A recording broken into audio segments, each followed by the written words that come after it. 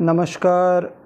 Today we are going to talk about Deepavali, Diwali, the ways you pronounce the name, and one of the biggest festivals for Hindus in India and across the world.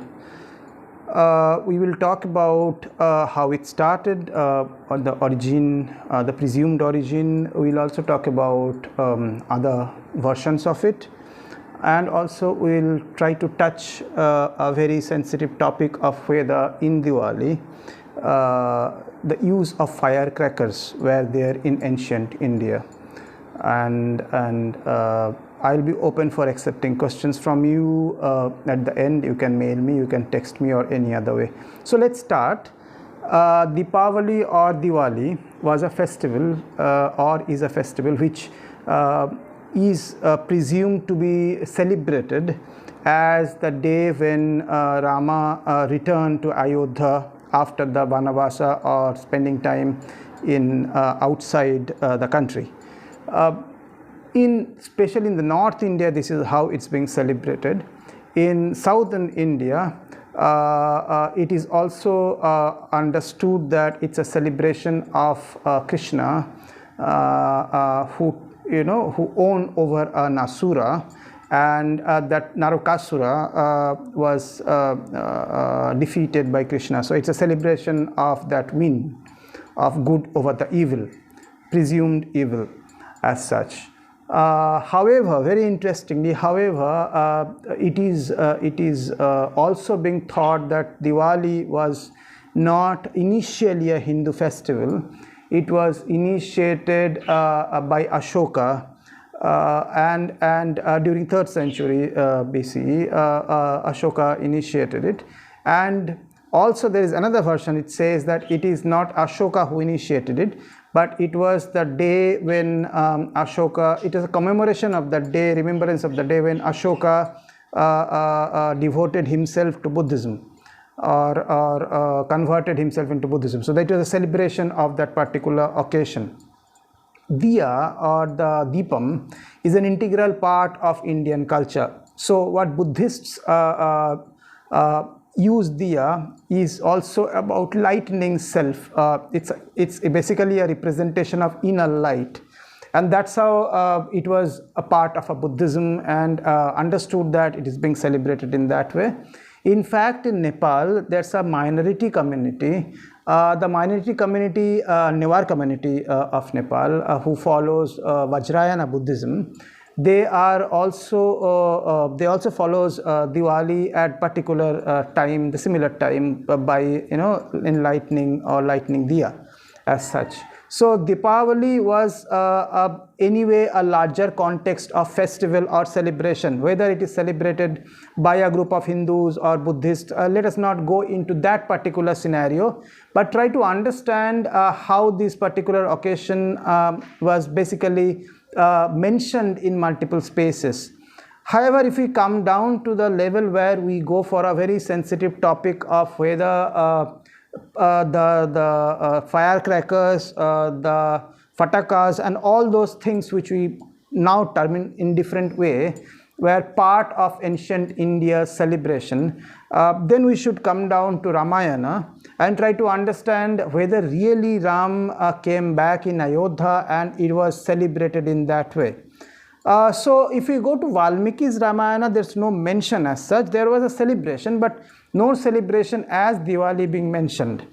However, when we come down to Tulsidasa's Ramayana, which was Ramacharitmanasa, which was written in 1633, in the page number 839, it is mentioned about a particular celebration, and then it is mentioned in this way. Let me translate it in English. It says that there was a sound from the sky.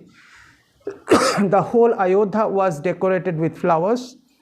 A special fragrance was scattered in the streets. Now, though there was a sound from the sky, but it was not mentioned that it was a firecracker, but there was sounds. That means celebration was indeed attached with sound at certain ways. However, if we see Ramayana was written around 5,000 years back, and the first discovery or the usage of firecrackers was 2200 years back in China. In China, it is understood by many of the scholars and historians that it was basically first used in Liuang province, where China used to celebrate with this firecracker. However, they have not used gunpowder by that time. Gunpowder was actually discovered in 2200 years ago in China, where actually it was a firecracker. So what was that particular cracker which used to be used in 2nd and 3rd century BC in China was basically a piece of bamboo. So it's very interesting that this bamboo which has these segments and then it contains air.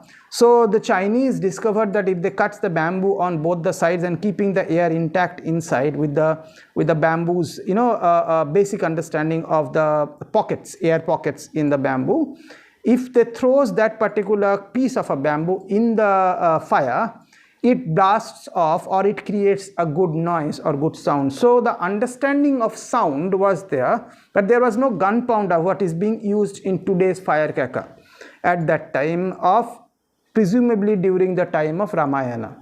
However, if you go back to Kurukshetra or any kind of a war, there is also mention of weapons which are powerful, which creates lights and which creates a lot of sound or a noise. So we presume that the understanding of noise and sound creation as a weapon was there earlier, but whether it is to be used for celebrations, we don't know.